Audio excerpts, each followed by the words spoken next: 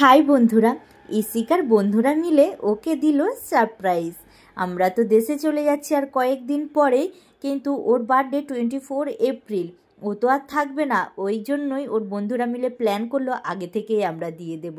ও কিন্তু জানতো না, আমরা জানতাম যে প্ল্যান করছে, কিন্তু ওকে কিছু বলিনি। ও দেখে ও বাঘ, দেখো ওইখানে বেলুন দিয়ে সাজিয়েছে, হ্যাপি বার্থডে লিখেছে, কেক, তারপর খাওয়া দাওয়া বন্ধুরা মিলে করেছে। আরও দুটো বন্ধু আসবে, একসাথে মিলে খুব আনন্দ করেছিল।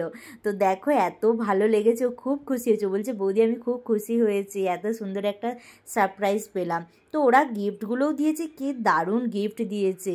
তোমাদের সাথে অবশ্যই শেয়ার করব গিফটগুলো।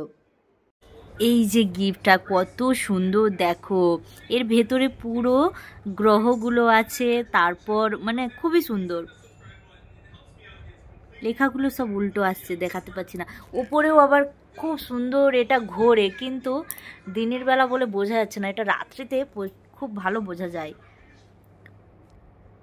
আর একটা দেখাও, এই যে একটা, এই যে টেবিল ল্যাম্প। ও পড়তে ভালোবাসে তো ওই জন্য ওকে টেবিল ল্যাম্প দিয়েছে।